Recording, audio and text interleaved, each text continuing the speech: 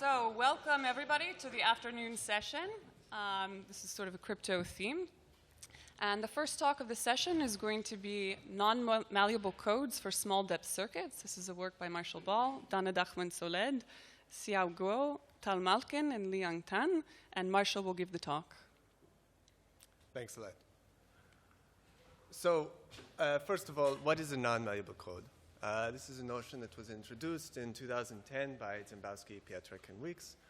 And so they considered, motivated by cryptographic applications, they considered sort of a traditional coding setting where you're trying to send message through a channel, encode a message and send it through a channel. But slightly different notion of channels than are typically considered in the error correcting setting. In particular, they wanted to consider adversarial channels.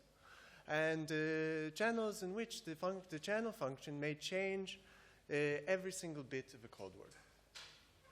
Okay? And so, like, there's certain things you can't hope in this setting to get robust correctness guarantees like we have for, say, error correcting codes, because these channels can always take a code, put in whatever code word they want, right? They can just put in a fixed code word.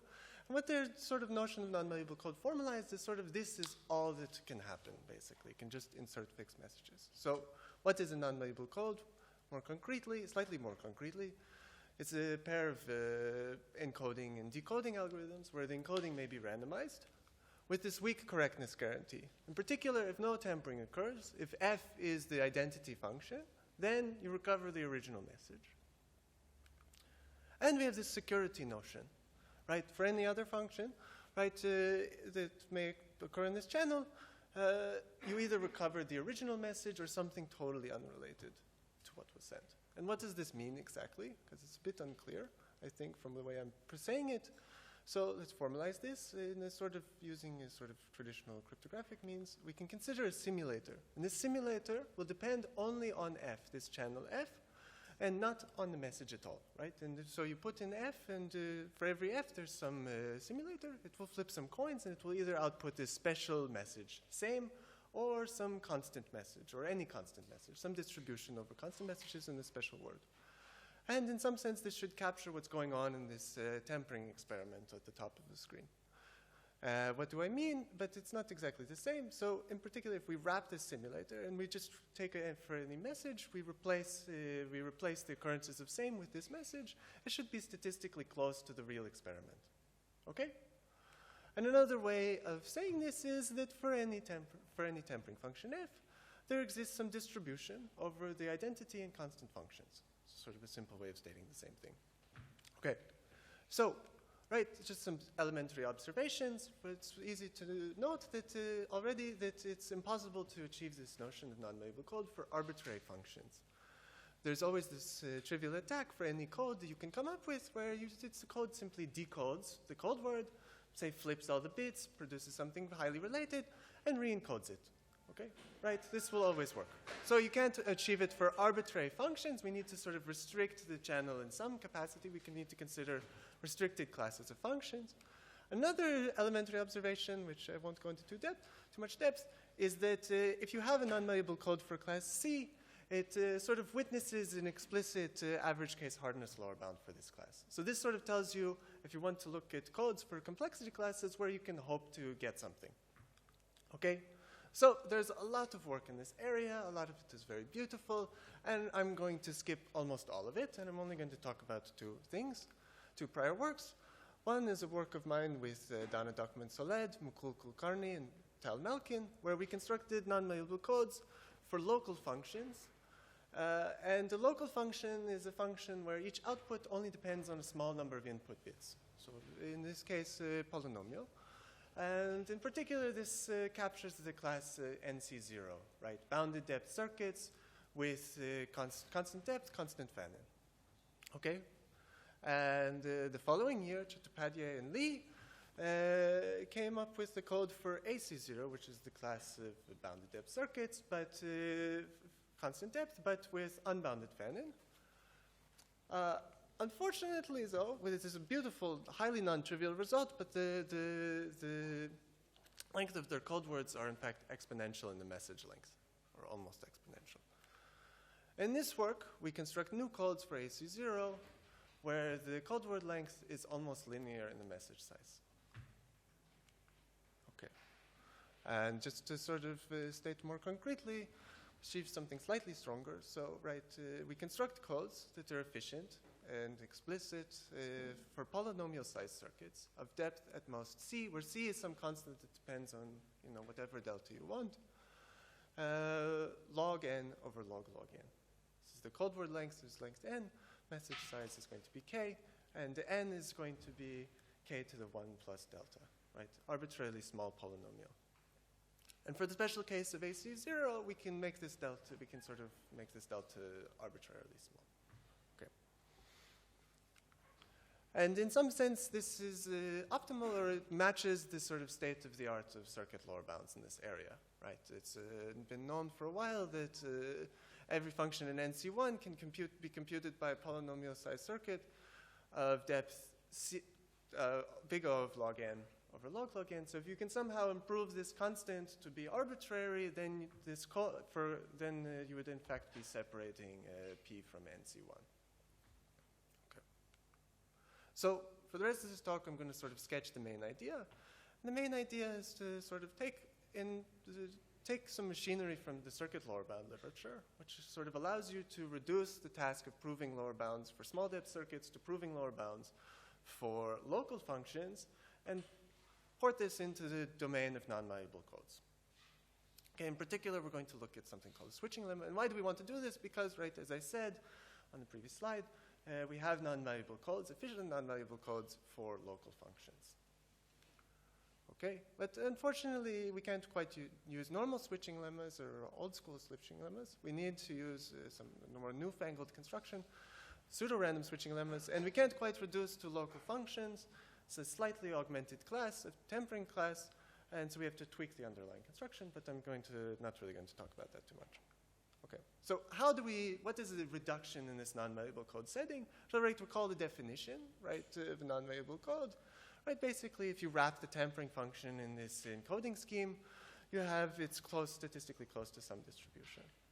And we can view this as reducing this nasty channel that is difficult to deal with to something very simple. It's a distribution over identity and constant functions. And this was formalized in 2015 as a non-malleable reduction. So a coding scheme is a non-malleable reduction from F to G if it does just this, right? For every function F, there's some distribution over functions in G that's close to this experiment. Okay, and we need to make sure that we preserve correctness for this to be non-trivial. Okay? Why is this useful? Because if we have such reduction from F to G, where G is, say, simpler, and we have a code for G, then we can simply wrap the code, concatenate the code, and we get a non-malleable code for the complicated class F in pictures. Okay, so, right, our task is to construct this non-malleable reduction. So let's go back to the 80s and recall what a pseudo-random switching lemma is. So, right, so say we have some CNF, DNF, right? We're going to apply what's called a random restriction. Random restriction, for each bit, with some probability, we're going to fix it to a random value. Right, here it's this p, 1 minus p probability. The p is going to be 1 over polylog. Okay, and what Testad proved is that if we start with low width CNF or DNF, and we hit this thing with a random restriction, then the result is equivalent with very high probability to a very low depth decision tree. Okay? Why is this useful? Right, so let's say we hit this circuit on the left with a random restriction. Right, Testad switching lemma shows that this is in fact equivalent to converting with high probability to convert to a circuit where the bottom is low depth decision trees. Why is this useful? Because every low depth decision tree is equivalent to a CNF or DNF of small width. And so we can just take these decision trees equivalent to CNFs and we just merge the ends. Okay? And we've reduced our depth by 1. So, right, we start with a depth D circuit. We can iteratively apply random restrictions until we are left with something local. A low depth decision trees. Right, these decision trees have depth epsilon log n, And note that decision tree of depth epsilon log n depends on at most and the epsilon inputs. This is in fact a local function. So right, this gives us some intuition that maybe this could be useful in this regime. So can we use a random restriction to construct a non-malleable reduction, right, as I described previously, reducing, say, depth d to depth d minus 1. So here's a natural way of doing such a thing, right? We draw a random restriction, right? It's going to have some stars or surviving locations, some bits that aren't fixed, and we put the message in these unfixed locations.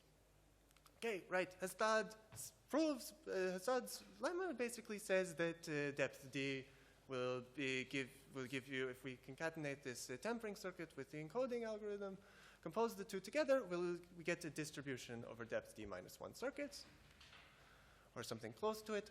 And, but there's this issue, right? We're not sure, we can't really guarantee correctness. It's not clear how to decode. We don't know where the message is actually sitting in this thing. Okay, so we're going to use a slightly heavier hammer from Trevisan and Shu in 2013. I'm going to briefly describe sort of the intuition for their result. So, right, this Hasad's random restriction, we can observe that Hasad's random restriction can be sampled in constant depth. Sampled very, very easily. And we also know that polylog-wise independence fools constant depth circuits, okay?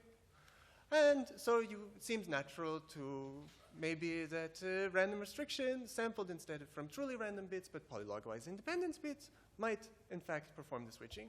And they say yes. That's what they prove in this paper. Okay, so we're going to use pseudo-random switching lemma. And why is this helpful to us? Right, so these pseudo-random restrictions, they have very short seeds, which is great. So what we can do is we can take this short seed for the message locations in particular, and we can pseudo-randomly encode it and put it in some of the fixed locations.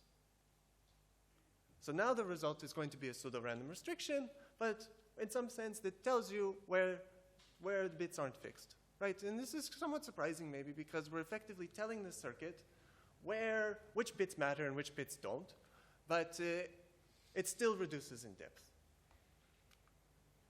Okay, so, right, so now we're going to use the same framework with this new tool, and we want to construct a non-malleable reduction from depth d to depth d minus 1. We're going to do the same thing, except now we're going to sample a pseudo-random restriction of this particular form that I just described with this recoverable seed and embed the message.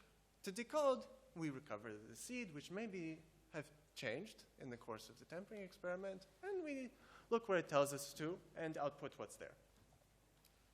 Okay, so correctness follows from just the correctness of the restriction, what I just described.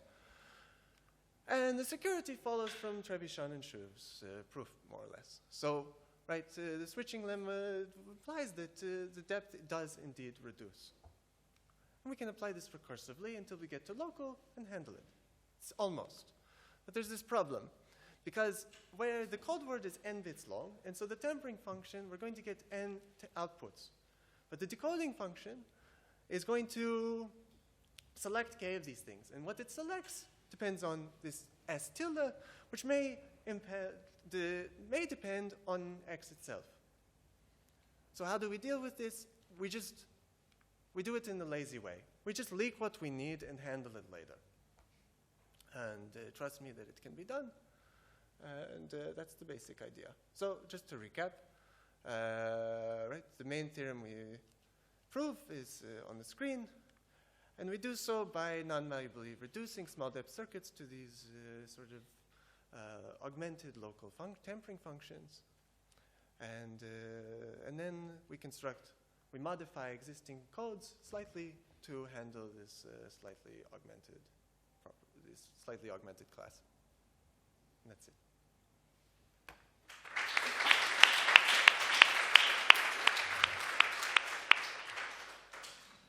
Any questions?